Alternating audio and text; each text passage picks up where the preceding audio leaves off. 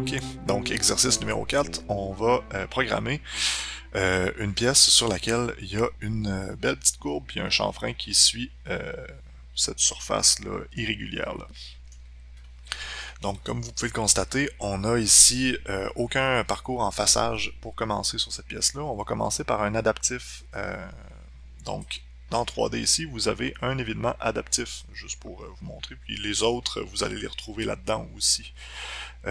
Donc le nouveau parcours d'outils, il y a parallèle qui se trouve à être juste ici. Et finalement, il y a notre raccordement ici là, qui est fait pour faire des congés ou des chanfreins qui sont entre autres là, un peu comme ceux-là là, irréguliers. Donc ça ici, on ne pourrait pas le faire avec un outil en V dans la mesure où est-ce que l'engagement, si on veut avoir un chanfrein constant, ça serait pas vraiment possible de le faire. Vous voyez, là, notre outil en V aurait de la misère à faire quelque chose comme ça, là, où est-ce qu'on aurait un chanfrein qui serait égal partout. Donc on va utiliser un outil à bout sphérique pour faire ça. Donc on a notre, notre évidement adaptif ici, notre contour 2D que vous connaissez bien à ce stade-ci. Ensuite de ça, un parcours d'outils en parallèle avec un outil à bout sphérique juste ici. Donc on va finir faire plein de petits passages pour venir lisser cette surface-là comme ça. Et finalement, on a le raccordement là, qui va nous permettre de venir usiner le contour de la pièce. Donc juste pour que ce soit le plus clair possible, on va simuler ça ici. Donc on va cliquer sur notre posage, on va aller dans Action et cliquer sur Simuler. Et on y va. Donc on a notre adaptatif avec un engagement radial de 20% dans ce cas-ci. Donc on travaille en épaulement et on usine notre pièce. On fait des petites marches de à peu près un 32e de pouce à l'heure actuelle. On va augmenter la vitesse de ça un petit peu. Et on le fait en 2 étages parce qu'on n'est pas capable de le faire en une seule passe. Notre outil est pas assez long. Pas assez long de flûte. Donc le tranchant de l'outil est pas assez long pour le faire en une seule passe. Ensuite de ça, on vient faire la finition de notre pièce avec notre outil à bout sphérique comme ça. Je vais l'avancer là, juste pour que on passe rapidement au raccordement. Et finalement, on va arriver au raccordement où est-ce qu'il va faire le tour de la pièce. J'en profite pour faire une petite parenthèse. Si on zoome sur la pièce, on voit les hauteurs de crête comme ça. Sachez qu'il y a moyen d'augmenter la distance entre chacun des passages pour diminuer le temps d'usinage qui actuellement dans du MDF est de 6 minutes. Donc si vous voulez là, couper un petit peu de temps d'usinage, on peut faire ça. Ça pourrait nécessiter un sablage supplémentaire, plus les crêtes finalement sont espacées, plus ils vont être visibles. À l'heure actuelle, probablement qu'un simple coup de papier 400, si c'est pas plus encore en termes de grains là, pour le papier sablé, serait suffisant là, pour venir faire la finition là-dessus. Et voilà, donc on vient faire là, le raccordement qui obéit sensiblement au même principe. Donc notre outil va se décaler un petit peu à chaque fois pour venir usiner là, cette face-là. Donc si on rezoome dessus, on voit encore les petites crêtes. Donc c'est comme ça qu'on va usiner la pièce là, de l'exercice numéro 4. Donc on se retrouve dans la prochaine vidéo. Ok, premier parcours d'outils de l'exercice 4A. Mon posage est déjà fait. On va faire un événement adaptatif.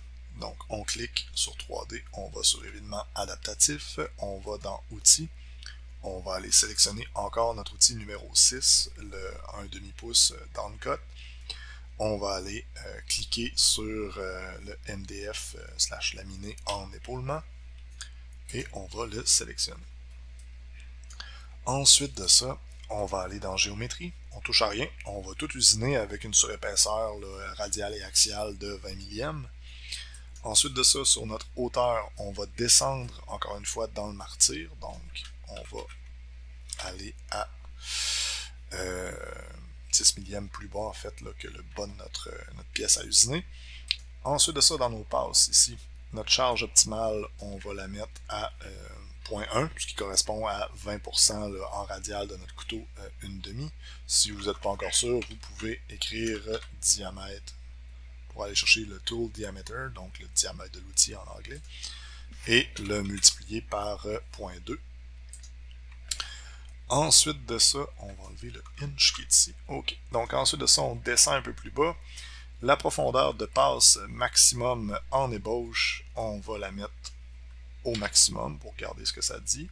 Le pas fin en Z, on va faire des petites marges de 1/32e de pouce, donc 30 millième ici. Puis on va regarder ce que ça dit avec ça. Ça se pourrait qu'il nous fasse une petite tour. S'il nous fait une petite tour, donc il détache une petite colonne de toute la matière, on va modifier notre parcours d'outils parce que ces petites tours-là ont tendance à vouloir arracher. Ça fait pas un beau fini de surface, ça risque de partir avec notre surépaisseur. Puis l'autre chose, dans des matières qui sont pas comme le MDF, par exemple, comme le plastique ou l'aluminium, il y a des chances que la petite tour fléchisse au lieu de casser ou d'être arrachée par l'outil. Puis si ça arrive, elle va embarquer dans l'outil d'un coup sec. Fait que ça, dans le pire des cas, c'est un outil qui brise. Puis dans le meilleur des mondes, c'est un fini de surface absolument atroce qui vous attend au bout de la ligne. Puis vous avez peut-être en plus de ça une petite projection là, qui pourrait être faite. Donc on va éviter ça le plus possible.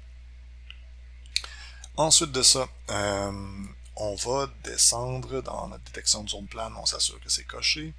Le pas en Z minimum, vous pouvez laisser sa valeur par défaut. Si je le survole, là, ça se trouve à être utilisé pour détecter les zones planes. Ça se peut qu'on aille à le modifier et à l'épaissir un petit peu. Pour l'instant, on va le laisser comme ça. Ensuite de ça, l'engagement axial minimal, on va le laisser sa valeur par défaut à 0, pardon. Et finalement, on va cliquer sur le tri par zone. Donc ça, c'est l'option en fait qui va diminuer au maximum la possibilité de se retrouver avec une petite tour. Donc il va essayer de le faire de façon la plus, on va dire, linéaire. Il va partir du contour vers l'intérieur du mieux qu'il peut de cette façon-là. Il va essayer d'usiner chacune des zones une à la fois au lieu d'en faire plusieurs en même temps, finalement. Là. Donc, on coche tri par zone, on s'assure d'avoir notre surépaisseur axiale et radiale ici de 20 millième, et on va cliquer sur OK pour aller voir de quoi ça a l'air. Est-ce que ça a du bon sens?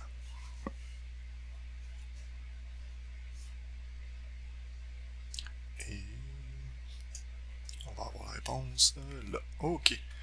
Vous voyez, non, ça ne fonctionne pas actuellement. Vous voyez ici, là, la petite courbe qui fait et qui rentre à l'intérieur, ça, je suis convaincu qu'il nous fait une petite tour précisément comme je viens de vous le décrire. Fait qu'on va aller voir de quoi ça a l'air.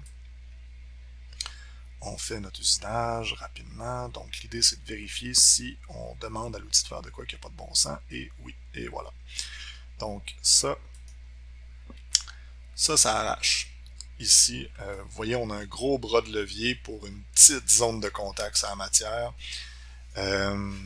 Puis il va nous arracher quelque chose comme ça. Donc, la raison probablement pour laquelle il veut repasser par la suite ici, c'est pour venir faire des petites marges d'escalier très très fines ici. On va lui dire d'en faire des plus grosses à cet endroit-là dans sa programmation pour être sûr finalement qu'il mange d'un coup sec. Donc, on va aller cliquer sur quitter la simulation. On va retourner dans notre adaptif, dans passe ici. Puis le fameux pas minimum en Z, on va le mettre très proche du pas fin en Z ici. Donc à 0.30. Il faut juste qu'il soit légèrement inférieur. S'ils sont égaux, vous allez avoir un message d'erreur.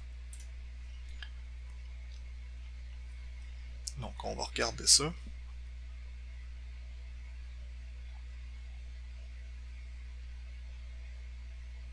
Et voilà. Donc on n'a plus une petite courbe qui rentre à l'intérieur. On voit, c'est des belles strates, là, un peu comme des courbes topographiques. Sont continues. On est sûr de ne pas avoir de problème comme ça. Juste pour vous le montrer, on va le simuler à l'instant. Donc on rentre dans la matière, on fait le tour. On usine avec presque toute la hauteur de notre outil, si on la regarde comme ça. Et actuellement, on fait des petites marges de 1/32e de pouce. Donc, ça correspond à peu près à 5% en fait là,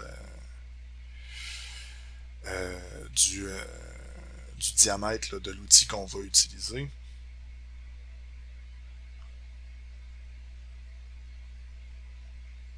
Qui se trouve à être un outil à bout sphérique de 3/4 de pouce. Donc si on va cliquer ici sur distance brute modèle, on dépasse jamais finalement là, 10% de notre rayon, notre diamètre d'outil en cliquant dessus. Donc vous voyez, on se rapproche ou on y touche presque un petit peu ici. Mais c'est pas bien grave, je vous dirais, là, dans du MDF, il n'y a pas de problème avec ça. Donc on est sûr d'avoir un beau fini de surface avec notre outil là, de finition qu'on va utiliser ensuite pour ça. On est sûr qu'il ne mange pas trop de matière, un peu comme dans la vidéo sur la vitesse tangentielle qu'on a écouté un peu plus tôt. Là.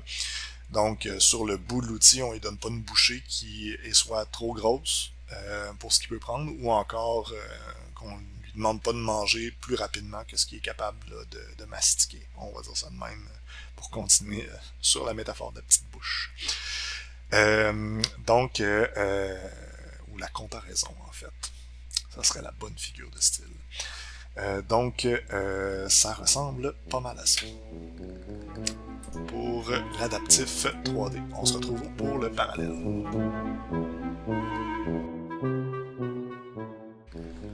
Ok, donc notre nouveau parcours d'outils en parallèle. Où est-ce qu'on va venir usiner cette surface-là en finition. J'ai déjà fait la finition en contour sur le tour. À ce stade-ci, vous comprenez bien comment ça fonctionne normalement. Donc, on commence avec notre parallèle qui est juste ici. Donc, on peut aller chercher aussi dans la petite liste qui est là. On va le trouver juste ici. Donc, on va aller chercher un outil à bout sphérique dans notre bibliothèque. Et cet outil-là a 3/4 de pouce de diamètre et c'est l'outil 41, je crois, dans le Amana. Non, il est ici, c'est le 37. Donc l'outil 37, c'est un gros outil. On va cliquer sur MDF pour l'épaulement. On va cliquer sur sélectionner.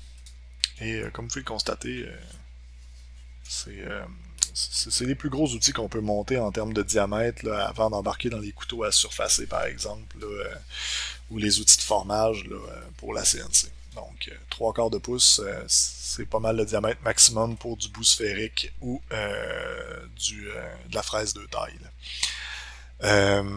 Donc on a sélectionné ça, on va aller sélectionner notre géométrie, puis on va lui dire de rien toucher, sauf en appuyant sur le petit plus ici, ça ici. Donc, on va lui dire d'usiner ça ici. Puis, juste pour être sûr qu'il ne s'arrête pas exactement sur le bout. Vous vous rappelez, là, même principe que quand on faisait des chanfreins, on voulait qu'il dépasse un petit peu, juste pour être sûr qu'on ne se retrouve pas avec une petite butée à cet endroit-là. On va lui dire de dépenser un tout petit peu en termes de décalage supplémentaire. Donc si on regarde ici, vous voyez le décalage supplémentaire positif, on est capable de l'envoyer vers l'extérieur, puis à la limite, on pourrait faire l'inverse, puis l'empêcher de se rapprocher trop du bord si on voulait pas, pour une raison ou une autre, qu'il s'y rende. Donc, on s'ajoute un petit peu de décalage comme ça. En hauteur, on va tout simplement aller sélectionner le haut du modèle encore une fois, parce qu'on a fait l'ébauche du modèle, donc c'est comme si on l'avait surfacé finalement. Ensuite de ça, pour ce qui est des passes, la référence de direction des passes, on va y aller essentiellement soit dans le sens de la fibre, si c'est du bois, ou la longueur, pour avoir le moins de changements de trajectoire possible. Je pense que dans mon corrigé, il était perpendiculaire. C'est pas la fin du monde, mais ça fait en sorte que vous perdez un petit peu plus de temps. Ensuite de ça, sur une finition qui ne serait pas dans du MDF par exemple, si vous voulez avoir un fini de surface là, maximal, le plus beau possible, assurez-vous de sélectionner unidirectionnel. Donc ce que ça va faire, c'est qu'il va usiner toujours dans le même sens. Et ça va coucher la fibre du bois, par exemple, toujours dans le même sens, et vous n'aurez pas là, de fini de surface là, rayé très très fin. Même chose dans l'aluminium, l'unidirectionnel va vous faire un fini qui va être plus miroitant au final que le bidirectionnel. Ensuite de ça, notre recouvrement actuellement, il est à 24 millièmes, donc à titre de rappel, le recouvrement, c'est un des termes que Fusion utilise pour désigner l'engagement radial. Donc, on voit ce décalage finalement là, entre chacune des passes. On va le descendre à 10 millièmes de pouce. Donc, vous voyez la hauteur de crête ici, on pourrait le modifier aussi comme ça. Donc, la crête, ça se trouve à être la mesure numéro 1 dans le graphique. Donc, jusqu'à quel point vous êtes prêt à tolérer une hauteur de crête. Si vous allez sabler votre pièce, ben, peut-être que votre hauteur de crête avec laquelle vous êtes confortable, c'est 1 millième de pouce. Donc, à 1 millième de pouce, vous avez la moitié d'un cheveu en termes de hauteur de crête. Si vous descendez en bas de ça, vous allez avoir une surface qui va être pratiquement lisse à l'œil et au toucher. En tout cas, le plus que ce genre de machine-là est capable de faire sans embarquer dans des usinages par abrasion, par exemple. Donc, ça ressemble pas mal à ça pour la configuration qu'on va faire du parallèle. On va tout de suite passer à notre visualisation.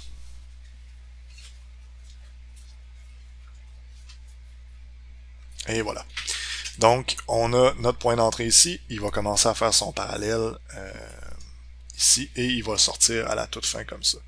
On aurait pu lui donner un décalage supplémentaire, mais dans ce cas-ci, c'est pas vraiment nécessaire, je vous dirais. Donc, on va cliquer sur simuler et on va regarder de quoi ça a l'air rapidement. Donc, on se rappelle l'engagement de l'outil doit pas dépasser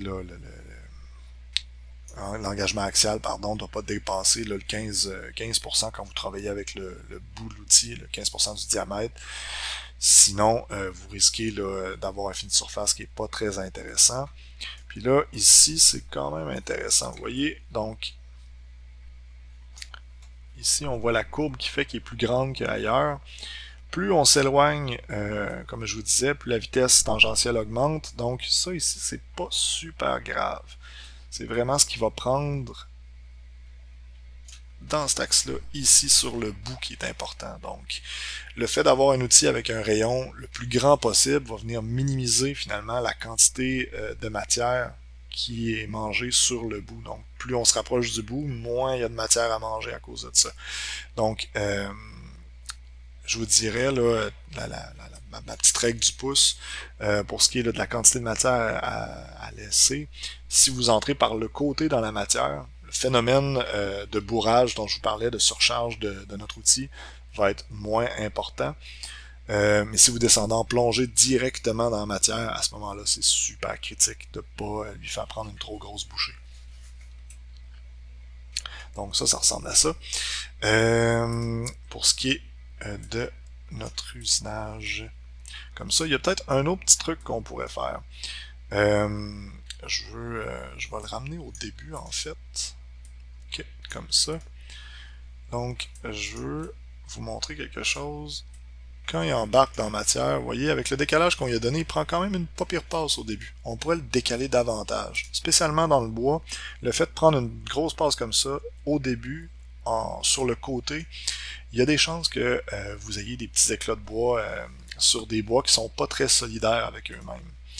Dans le MDF, il n'y a aucune chance que ça arrive, mais juste pour vous montrer, si on clique sur parallèle, et puis qu'on augmente le décalage qu'on a mis en géométrie ici, on va le mettre à 1/16e de pouce, par exemple.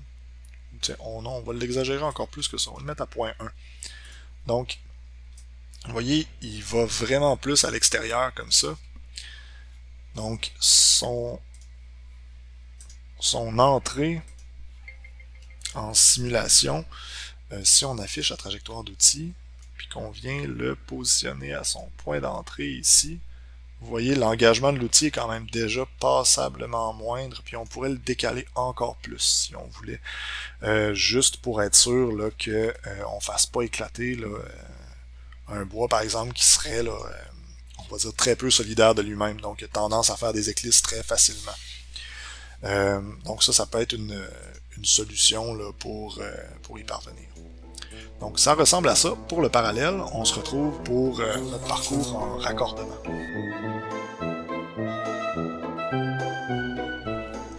Ok, donc parcours de raccordement. On va dans 3D en haut ici. On va ensuite de ça aller sélectionner raccordement. Ensuite, on continue avec notre outil à bout sphérique 3/4. On va sélectionner géométrie. Le parcours de raccordement est un petit peu différent dans sa configuration, donc on va aller chercher une surface guide, comme ça. Donc on va sélectionner l'entièreté des faces de notre chanfrein, qui est ici.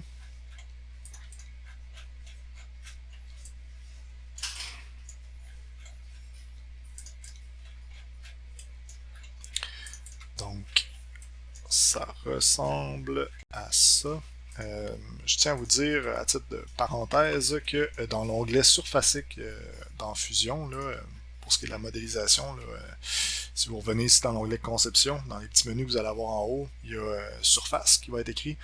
Il y a moyen de modifier une modélisation pour avoir des surfaces continues à ces endroits-là, pour éviter là, ce genre de petites zones un peu plates à sélectionner. Donc, fin de ma parenthèse, sachez que c'est soluble. Oui, donc voilà, c'est ça, c'est dit. Donc, on peut cliquer sur sélectionner pour les surfaces guides. Ensuite, on clique sur la première. Vous voyez, ça fait un petit pointillé rouge. La raison, c'est que il lui manque une autre référence. Si on clique sur la deuxième, les deux vont devenir bleus comme ça. Et ça, ça veut dire que Fusion a tout ce qu'il faut pour comprendre. Une fois que ça c'est fait, on va dans Tasse ici et on va tout simplement changer bidirectionnel pour unidirectionnel. La hauteur de crête, vous voyez, elle est 5 fois plus petite qu'un cheveu actuellement. Donc je pense pas que ce soit un problème là, à l'heure actuelle. On va le laisser comme ça va vous faire un beau chanfrein là, en théorie. Sinon, il y aura encore moyen là, de venir augmenter la hauteur de crête au besoin jusqu'à ce que vous atteigniez le seuil avec lequel vous êtes capable de vivre finalement. Donc, on clique sur OK et Fusion va générer ça. Moi, je vais vous revenir dans un instant. L'ordinateur que j'utilise pour enregistrer cette capsule-là est un petit peu plus lent que ce que vous avez dans le lab, donc ça va prendre un petit moment. On se retrouve dans pas long. Ok, donc on a notre petit parcours pour l'usinage. Donc on va se retrouver dans la prochaine vidéo pour faire notre simulation puis vérifier que tout est en ordre.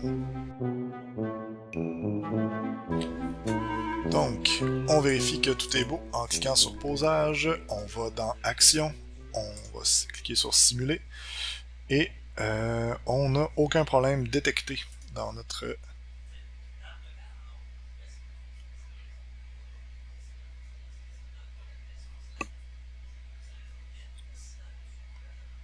et voilà. Je pense que je l'ai peut-être pas enregistré. Je veux juste être sûr que je vous compte pas. En fait, que je vous induis pas en erreur. Je vais aller vérifier dans Contour. Je j'ai pas le souvenir de l'avoir modifié avec vous.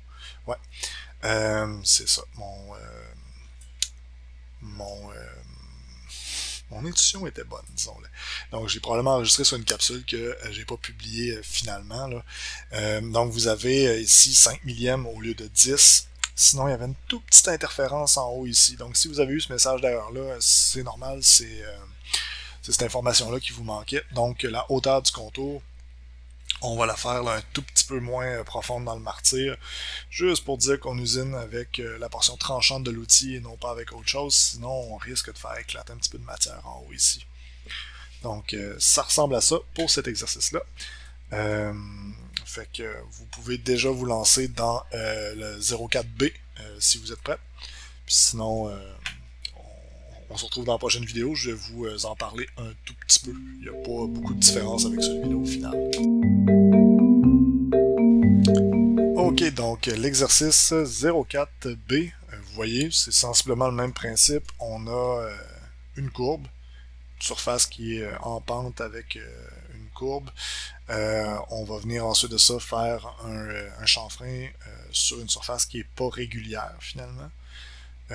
Puis un contour. Donc c'est pas mal les mêmes parcours d'outils que vous allez devoir refaire sur cette pièce-là. Il n'y a pas d'écueil significatif, je vous dirais, là, dans ce cadre-ci.